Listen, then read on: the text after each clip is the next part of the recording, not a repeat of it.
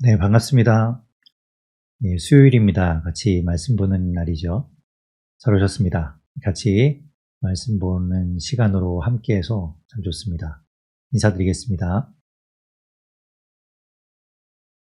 오늘 이제 디모데후서의 마지막 부분을 같이 보게 됩니다.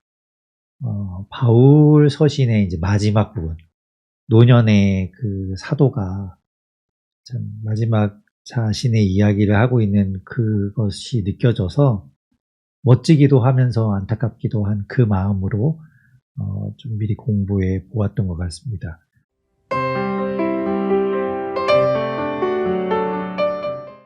살아계신 하나님 감사합니다. 오늘도 주님 말씀 앞에 우리가 함께 모였습니다.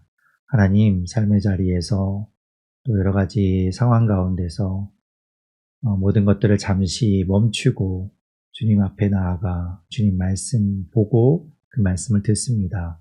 하나님께서 함께하여 주셔서 우리의 마음을 열어주시고 우리의 귀를 열어주시고 눈을 열어주셔서 주님의 말씀을 보게 하시고 듣게 하시고 그 말씀이 우리 마음에 새겨지도록 역사하여 주시옵소서.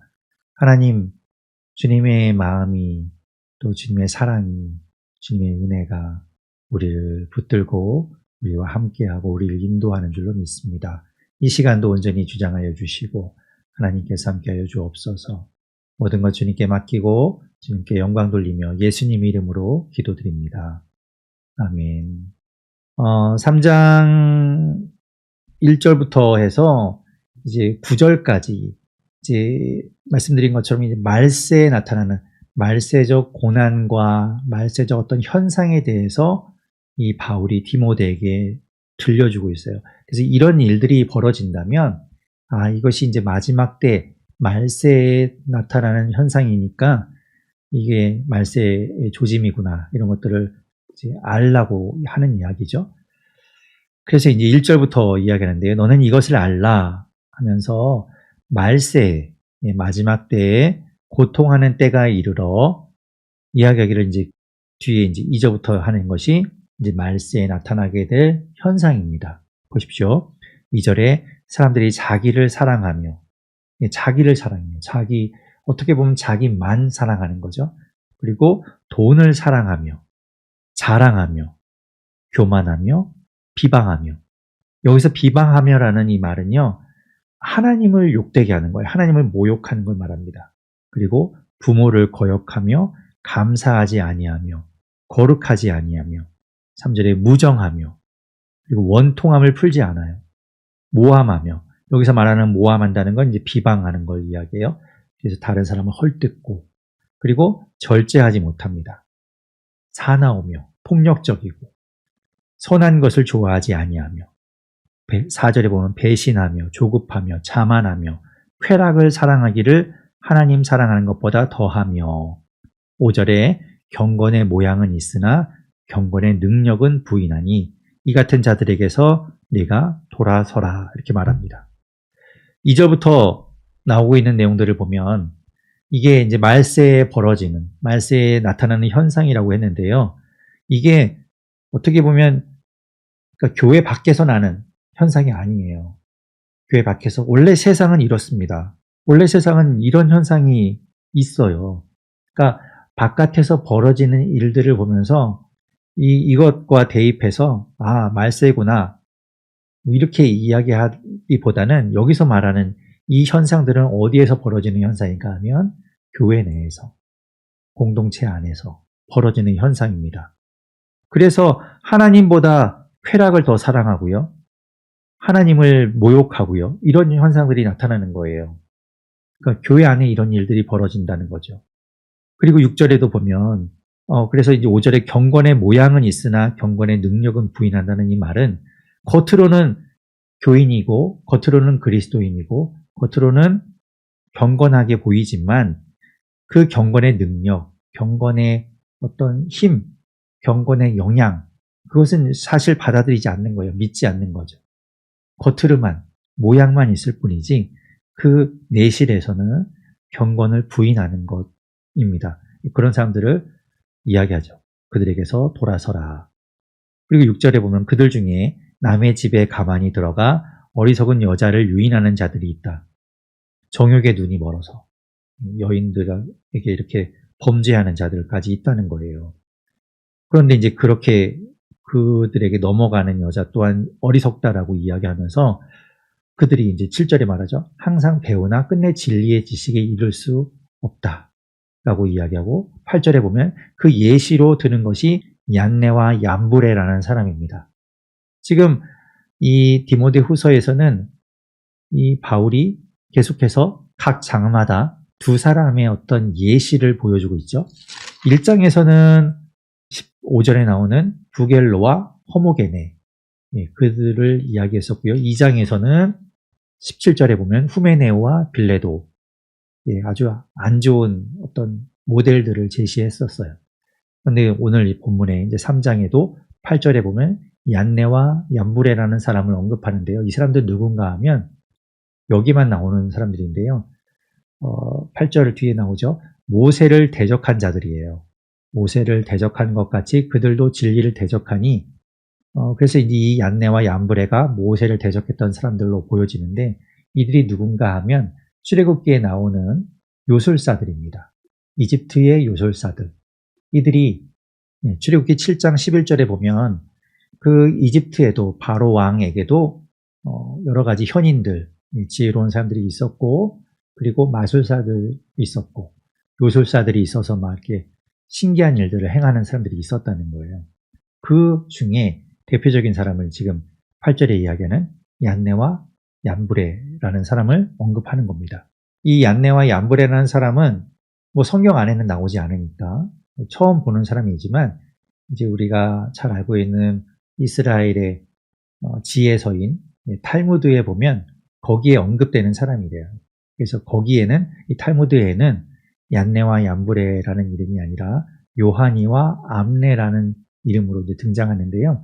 그 모세를 대적하여 바로 편에서 요술을 부렸던 우두머리, 요술사들의 우두머리로 소개되고 있습니다. 그들을 이야기하는데, 그들도 결국에는 진리를 대적해서 8절에 보면 마음이 부패한 자요 믿음에 관하여는 버림받은 자들이다 라고 이야기합니다. 그런데 9절에 그들이 더 나아가지 못하는 것은 그 두 사람처럼, 얀네와 얀브레처럼 그들의 어리석음이 드러날 것이기 때문이다. 우리가 실제로 이제 출애굽기에서도 보면 요술사들, 애굽의 요술사들이 모세가 한 것처럼 똑같이 따라하죠. 하지만 전체의 10가지 재앙을 다 따라하지 못하고, 그래서 나중에 이제 애굽의 요술사들이 바로에게 이야기하잖아요. 우리가 할 수 없는 것을 보니 저 사람들이 정말 하나님의 사람인 것 같다라는 이야기를 하면서 이제 이스라엘 백성들을 좀 풀어줘라, 이제 그렇게 이야기할 정도로 그들이 같이 처음에는 모양으로 따라 하긴 하지만 끝내는 같이 끝까지 가지 못하는 걸 볼 수 있었습니다. 그런 예를 들고 있어요. 자, 그런 현상들이 나타나게 될 것이다. 그걸 보면 이제 말세가 가까우고 있구나라는 것을 감지하는 거죠. 그래서 어떻게 해야 하는가? 10절부터 이야기합니다. 나의 교훈과, 바울이 가르쳐주는 교훈과 바울이 했던 행실과 바울의 의향과 믿음과 오래 참음과 사랑과 인내와 11절에 보면 박해를 받고 고난도 받고, 그리고 또한 그 안디옥과 이고니온과 루스드라에서 당한 일과 박해 받은 그 모든 것들, 그거를 네가 과연 보고 알았거니와. 이 말은 이 디모데가 너도 같이 그 자리에서 보지 않았느냐. 내가 그런 박해를 받고 고난받는 것들 네가 보지 않았느냐. 그때 어떻게 되었는가? 하나님께서 나를 건지셨다. 그걸 너희가 보지 않았냐? 네가 경험하지 않았냐라고 이야기하는 거죠. 근데 사도행전에 이제 바울의 행적들이 나오니까요. 사도행전을 보게 되면 14장에 이제 1차 전도 여행을 할 때 있었던 일들을 보면 바울이 이고니온, 루스드라 이런 곳은 매번 갔어요. 매번.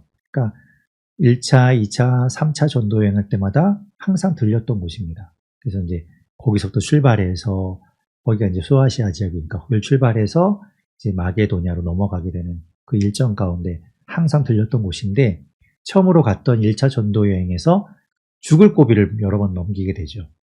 이제 사도행전 14장에도 보면 이고니온에 갔을 때, 거기 이제 유대인들이 막 돌로 치려고 죽이려고 달려들기도 했었고요. 그래서 루스드라에 가는데 거기에서도 또 유대인들이 쫓아와서 바울을 돌로 쳐서 거의 죽게 만들죠. 그래서 성 바깥으로 바울을 죽은 줄 알고 끌어내서 이제 갖다 버리다시피 했는데 그때 바울이 다시 살아나서 더베라는 곳으로 갔다가 다시 이제 쭉 그 여정을 돌아오는 이야기가 나옵니다. 그러니까 그때의 일들, 그러니까 이 디모데가 개관에서도 지난 시간에 말씀드렸지만 1차 전도 여행 가운데 루스드라에서 아마도 바울에게 복음을 전해 듣고 거기에서 회심한 것으로 보여지는데, 그렇다면 바울이 1차 전도 여행할 때 가서 쭉 갔다가 이제 더베에서 관한점처럼 더베를 찍고 다시 돌아오게 되는데요. 그 가는 도중에 있었던 루스드라에서 이 디모데가 회심하게 되고 그 이후의 일정을 같이 갔다가 돌아오는 때에 바울과 함께 하지 않았을까라고 이제 생각할 수 있겠죠. 그래서 이제 이 디모데가 바울이 당했던 이 루스드라와 그리고 이고니온 같은 데서 있었던 일들을 알고 있는 거죠. 자, 그런 일들을 네가 본 것처럼 그런 상황 가운데, 그런 고난 가운데 하나님께서 언제나 건져주셨던 것을 네가 기억해라.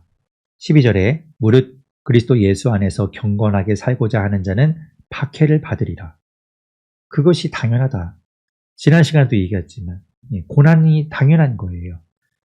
믿음으로 살기 위해서, 이 땅에 그리스도인으로 살기 위해서는 고난 당하고 어려운 길을 가는 것, 어려움 당하는 것이 당연하다는 겁니다. 그래서 그것을 너무 이상하게 여기지 말라. 그래서 13절에 악한 사람들과 속이는 자들은 더욱 악하여져서 속이기도 하고 속기도 하나니. 그러나 14절 너는 배우고 확실한 일에 거하라. 너는 네가 누구에게서 배운 것을 알며 또 어려서부터 성경을 알았나니. 이 디모데가 어려서부터 성경을 알았대요. 그러니까 바울을 만나서 예수 그리스도의 이야기를 듣기 전에도, 여기서 말하는 성경은 구약을 이야기하죠. 구약에 대해서 알고 있었다는 거예요. 어떻게 그것을 알고 있었는가?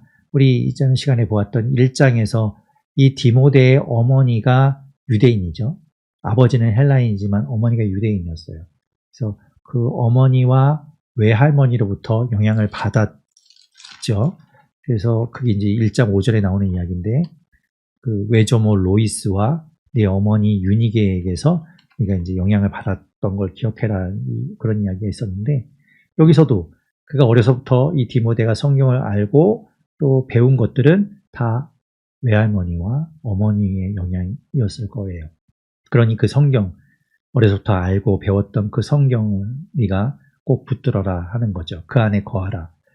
15절 중간에 보면 성경은 너로 하여금 그리스도 예수 안에 있는 믿음으로 말미암아 구원에 이르는 지혜가 있게 하느니라. 그리고 16절, 17절에 아주 우리가 잘 아는 성경에 대해서 바울이 아주 명확하게 정의하는 내용이 나옵니다.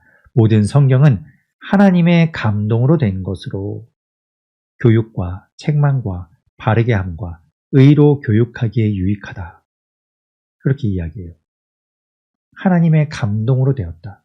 하나님께서 이 각 성경의 저자들에게 감동을 주셔서 그들의 마음에 영향을 주셔서 그들이 하나님의 말씀을 적게 한 것인데, 그 하나님의 말씀인 성경은 교훈을 주고 우리를 잘못된 걸 책망하고 또 그것을 고쳐서 바르게 하게 하고 의로 교육하기에 유익하다. 그러므로 인해서 이 성경을 통해서 17절에 이는 하나님의 사람으로 온전하게 한다는 거예요. 성경이 하나님의 사람을 온전하게 합니다. 예수 그리스도를 믿는 그리스도인들, 하나님의 사람은 무엇으로 온전하게 되는가? 하나님의 말씀으로 온전하게 되는 겁니다. 그래서 우리가 말씀 보잖아요. 말씀 보지 않으면 온전하게 될 수가 없어요. 모르는데 어떻게 온전하게 되겠어요? 온전하게 되는 그 길은 성경을 통해서입니다. 모든 선한 일을 행할 능력을 갖추게 하는 것 또한 성경을 통해서예요. 그러니까 우리 성경을 붙들어야 되고 성경을 봐야 되고 성경 공부하고 그 말씀 가운데 우리가 거해야 하는 겁니다. 그것을 지금 바울이 디모데에게도 계속해서 강조하고 있는 거예요. 이 에베소 교회를 담임하고 있는 디모데에게도 그 목회자에게도 계속해서 이야기하는 겁니다. 성경이 그만큼 중요하다. 하나님의 말씀 꼭 그 안에 거하고 그 말씀을 붙들어라. 이렇게 말하고 있는 것이죠. 4장에서 바울은 또 이제 이런 이야기를 하는데 이제 전도자로서 바른 복음, 바른 교훈 이런 것들을 꾸준히 전해야 하는, 전파해야 하는 그 사명을 이 디모데에게 계속 강조하고 그것을 이야기하는 걸 볼 수 있습니다. 1절부터 5절까지의 내용을 보면 1절에 말하죠. 하나님 앞과 살아있는 자와 죽은 자를 심판하실 그리스도 예수 앞에서 그가 나타나실 것과 그의 나라를 두고 엄히 명하노니, 지금 바울이 명한다는 거예요. 명령한다는 거죠. 2절에 무엇을 명령하는가? 너는 말씀을 전파하라. 어떻게 보면 이게 바울의 유언이에요. 유언. 그러니까 바울이 디모데에게 마지막으로 주는 어떤 사명과도 같은 거죠. 너는 말씀을 전파하라. 때를 얻든지 못 얻든지 항상 그것을 힘쓰라 이렇게 말합니다. 말씀을 전파하는 것, 하나님의 말씀을 선포하는 것, 그것을 게을리하지 말고 그것에 항상 힘을 쓰라, 노력하라 이러고 말을 하죠. 범사의 오래 참음과 가르침으로 경책하며 경계하며 권하라. 그렇다고 막 폭력적으로 하는 것이 아니라 오래 참고 가르치면서 알려주고 권해주고 하라는 거죠. 3절에 때가 이르리니 사람이 바른 교훈을 받지 아니하며 귀가 가려워서 자기의 사욕을 따를 스승을 많이 두고 또 그 귀를 진리에서 돌이켜 허탄한 이야기를 따르리라. 여기서 말하는 그 때라는 것, 앞에서 이야기한 것처럼 말세의 그 3장 1절에 있는 것처럼 말세에 고통하는 때와 연결되겠죠. 그때가 이르면 사람이 바른 교훈, 지금 앞에서 이야기한 것처럼 바울이 디모데에게 말씀을 전파하라고 했는데 그 말씀, 그 바른 교훈 받아들이지 않고 자기가 듣고 싶은 이야기만 들으려고 한다는 거예요. 그래서 그 자기의 입맛에 맞는 스승들을 둔다는 거죠. 그런 현상이 벌어진다는 거예요. 그래서 그 귀를 진리에서 돌이켜 허탄한 이야기를 따르게 되리라. 참 안타까운 이야기인데요. 지금도 마찬가지 이런 현상들이 사실 조금 보이고 있죠. 교회에서요, 십자가 죽음을 이야기하거나 죄에 대해서 이야기하거나 그런 우리가 좀 듣기 거북한 이야기하는 것, 사실은 헌금 이런 것들도 이야기해야 됩니다. 그것은 하나님의 명령이기 때문에. 하지만 듣고 싶지 않아요.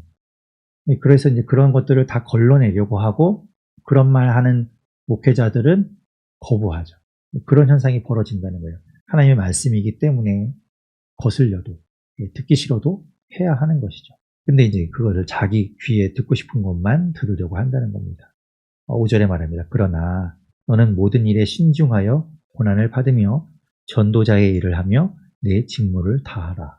그 길을 걸어갔던 바울처럼 디모데도 그 바울을 바라보면서 전도자의 일을 충실하게 그 일에 최선을 다해서 고난이 따르더라도 어려움이 따르더라도 그 일에 최선을 다하라 이렇게 말하는 것이죠. 자, 그러면서 6절부터 8절에는 이제 자신의 이야기를 하는데요. 이 세상을 떠날 시간이 가까웠다. 이제 이런 이야기를 합니다. 바울이 참 스스로도 알고 있는 거죠. 이제 떠날 때가 되었구나. 6절에 말합니다. 전제와 같이 내가 벌써 부어지고 나의 떠날 시각이 가까웠도다. 내가 이제 죽을 때가 다가왔다. 이제 이렇게 말합니다. 그러면서 이제 전제와 같이 내가 부어졌다. 이렇게 이야기하는데요. 전제라는 말은 예전 성경에서는 관제라는 표현을 썼는데요. 제사에서 이제 술을 부어서, 포도주를 부어서 드리는 제사, 이렇게 부어드리는 제사를 전제라고 이야기합니다. 그 근거는 이제 민수기 15장 5절의 말씀이에요. 번제나 다른 제사로 드리는 제물이 어린 양이면 거기에 전제로 포도주 4분의 1 흰을 준비해서 부어서 제사를 드리라고 이야기하고요. 그 근거를 가지고 그 전제라는 표현을 가지고 와서 이 바울이 이제 빌립보 2장 17절에서도 자기가 전제로 드려지는 걸 이야기합니다. 내가 나를 전제로 드릴지라도 기꺼이 내가 기뻐하고 너희 무리와 함께 기뻐하리라 이렇게 이제 이야기하는 거죠. 그리고 오늘 이제 이 디모데후서 4장 6절에서는 내가 전제와 같이 벌써 부어졌다. 이제 이렇게 표현을 합니다.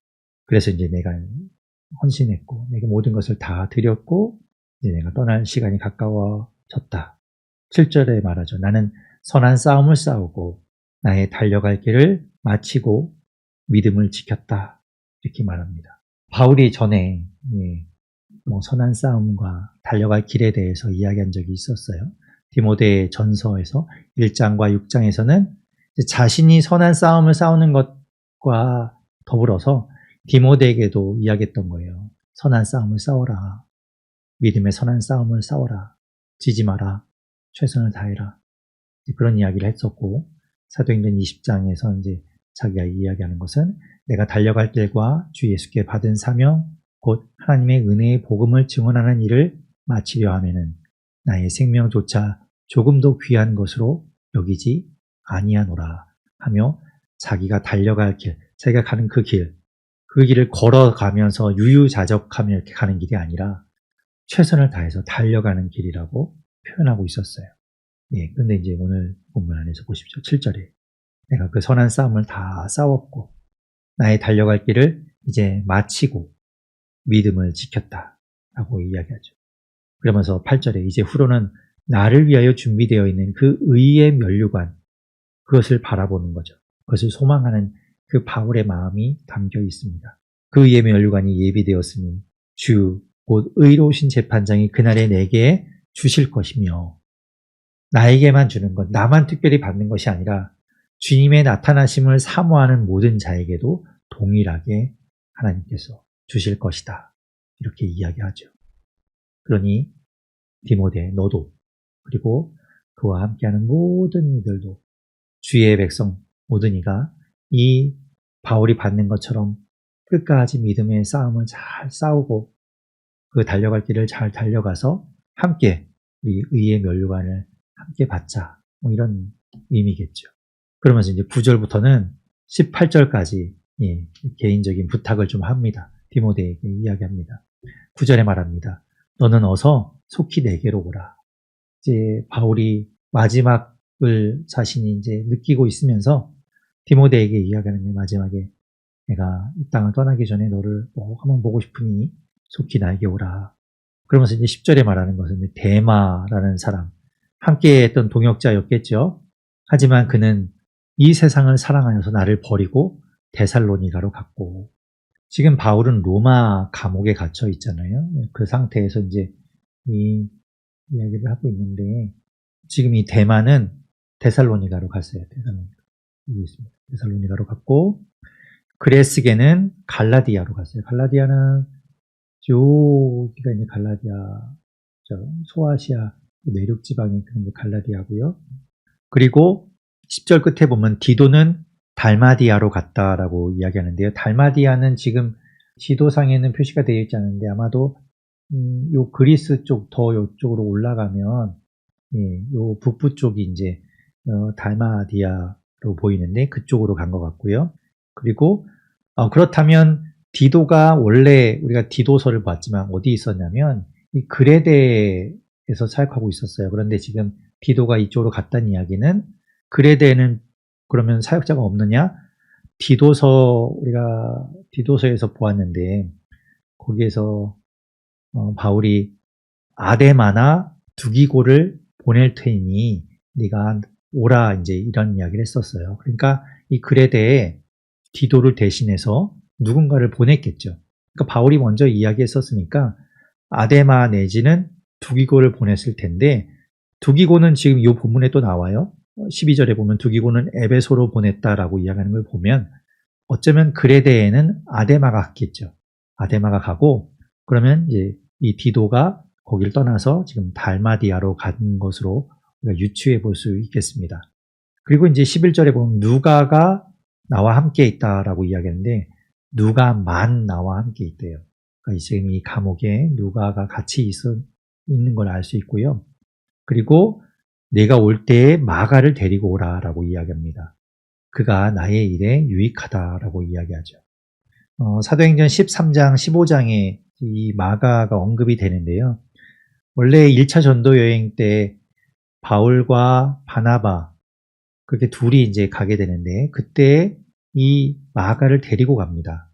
마가가 누군가 하면 이 바나바의 조카였어요. 그래서 이제 함께 가게 됐다가 사도행전 13장 13절에 보면 바보라는 곳에서 배를 타고 밤빌리아에 있는 버가에 이르게 되는데 거기에서 요한이 도망쳐서 그러니까 뭐 다시 돌아가요. 예루살렘으로. 근데 이 요한이 누군가 하면 마가 요한입니다. 그래서 마가를 이야기하는 거고 그것 때문에 1차 전도여행을 마치고 2차 전도여행을 떠날 때 바나바와 바울이 다투게 되죠. 이게 15장에 나오는 이야기입니다. 그래서 서로 막 심하게 다투었다라고 39절에 말합니다. 심하게 다투어서 이제 갈라서게 되고 바나바는 마가를 데리고 가게 되고 바울은 바나바와 헤어지고 실라와 함께 2차 전도여행을 떠나게 됩니다. 그때 이제 있었던 이 마가예요. 그러니까 이때 당시만 하더라도 바울은 마가를 싫어했어요. 무책임하다니. 여행을 했으면 다 같이 고생하는데 함께 해야지. 괜히 저렇게 하면 함께 전도하는 사람들 사기도 떨어뜨릴 뿐만 아니라 뭐 한 사람이 또 짐도 그렇고 뭐 여러 가지를 다 나눠줘야 되는데 괜히 이게 어려워지니까 그래서 마가를 싫어했는데 지금 이 노년에 이제 바울은 마가가 유익이 된다라고 이야기하면서 마가를 데리고 오라 이렇게 이야기하죠. 그리고 12절에 말씀드린 것처럼 두기고를 에베소에 보내었다라고 이야기합니다. 그러면서 이제 이 디모데에게 네가 올 때에 13절에 보면 드로아에 있는 가보라는 사람의 집에다가 둔 겉옷을 좀 가지고 와라 이렇게 이야기해요. 이 드로아에 있는 가보라는 사람의 집에 바울이 거기에다가 이제 겉옷을 놓고 왔다는 이야기는 뭐 계절이 이제 그때 이제 뭐 좀 더울 때였나 보죠. 그러니까 이제 거기다가 벗어놓고 왔는데 맡겨두고 왔는데 지금 이제 날씨가 추워져서 이제 그 옷이 필요하게 되었으니 디모데에게 올 때 거기에 들려서 가지고 와라. 그리고 13절 중간에 보면 책을 갖고 오는데 책은 특별히 가죽 종이에 쓴 것을 가져오라 이렇게 이야기합니다. 개인적인 부탁이죠. 감옥에서 그 시간들을 뭐 거기에 뭐 불이나 뭐 조명이 제대로 되어 있지도 않았겠지만 그 시간 동안에도 책을 통해서 하나님의 말씀을 보거나 공부하는 일에 소홀히 하지 않으려는 그의 마음이 느껴지지요. 아마도 이제 바울은 시력이 되게 안 좋았던 것으로 보여요. 바울이 가지고 있던 질병 가운데도 이제 추측하기로는 안질이나 이 눈에 어떤 영향을 주는 병이었을 것으로 보는 학자들도 있는데요. 그가 시력이 안 좋았기 때문에 이제 큰 글씨로 뭐 편지를 쓴다던가 뭐 이런 현상들이 나타나게 되는데 아마도 이 책도 그렇다면 이 노년에 바울이 볼 만한 좀 큰 글씨로 된 책이었겠죠. 그래서 그런 것들을 가져오라 이렇게 이야기하고요. 14절, 15절에서는 알렉산더를 주의해라 이렇게 이야기합니다. 이 알렉산더가 누군가 구리 세공업자인 알렉산더를 이야기하면서 내게 해를 많이 입혔다. 하나님께서 그에게 갚아주실 텐데 너도 그 알렉산더를 조심해라. 그가 참 우리를 대적하는 자다. 이렇게 이야기합니다. 알렉산더도 우리가 본 적이 있어요. 디모데 전서에서도 한번 바울이 이야기한 적이 있습니다. 디모데 전서 1장 20절에 보면 후메네오와 알렉산더를 이야기하면서 그들이 양심을 버렸고 믿음에 관하여서 파선하여서 사탄에게 내어줬다라고 이야기했었는데 그 알렉산더인 것으로 보입니다. 그래서 그 알렉산더를 주의해라 이렇게 이야기하죠. 16절부터 보면 내가 처음 변명할 때, 여기서 처음 변명할 때라는 것은 바울이 어떤 이 지금 감옥에 있으면서 자신을 변호했던 상태, 그러니까 재판을 받거나 할 때 변호를 해야 되잖아요. 그렇게 변호를 하는데 아무도 자기를 도와주는 사람이 없어서 참 나를 다 버리고 가서 내가 스스로 변호를 하는데 그때 이제를 이야기하는 겁니다. 나와 함께한 자가 하나도 없고 다 나를 버렸으나 그들에게 허물을 돌리지 않기를 원하노라. 나를 다 떠나서 내 편 들어주거나 나에게 증언을 해주거나 하는 사람이 하나도 없었지만 그들에게 허물을 돌리고 싶지 않다. 이야기하죠. 17절에 주께서 내 곁에 서서 나에게 힘을 주셨다. 그 힘을 주심은 나로 말미암아 선포된 말씀이 온전히 전파되어 모든 이방인이 듣게 하려 하심이니. 그래서 주님께서 내 곁에서 나와 늘 함께 하시며 나에게 힘을 주셨다. 17절 끝에 보면 내가 사자의 입에서 건짐을 받았느니라. 사무엘상 17장에 보면 다윗도 그런 이야기를 한 적이 있어요. 다윗이 이르되 여호와께서 나를 사자의 발톱과 곰의 발톱에서 건져내셨은지, 이렇게 이제 자기 이야기를 간증했던 일이 있는데, 바울도 마찬가지인 거예요. 자기의 삶을 돌아보면 사자의 입에서 주님께서 나를 때마다 건져주셨다라고 고백하고 있는 거죠. 18절에도 말합니다. 주께서 나를 모든 악한 일에서 건져내시고 또 그의 천국에 들어가도록 구원하시리니 그에게 영광이 세세무궁토록 있을지어다. 아멘. 하나님의 은혜를 고백하고 있는 거죠. 모든 것들 돌아보니까 이제 내가 살아온 날들을 가만히 이렇게 생각해 보니 참 많은 고비가 있었고 어려움이 있었고 그런 박해와 수고로움과 참 죽을 고비가 많이 있었지만 그때마다 하나님께서 나를 건져주셨고 모든 악한 일에서 건져주셔서 나를 천국에 들어가도록 믿음 잃지 않도록 함께해 주시고 그렇게 구원해 주신 그것을 감사하고 있는 거죠. 그게 다 은혜구나. 다 은혜였구나. 이렇게 말하고 있는 거예요. 그리고 19절부터 이제 마지막 끝인사를 하는데요. 19절부터 21절에 이 지금 디모데가 있는 곳이 에베소잖아요. 에베소에 있는 사람들에게도 안부를 좀 전해달라 이렇게 말합니다.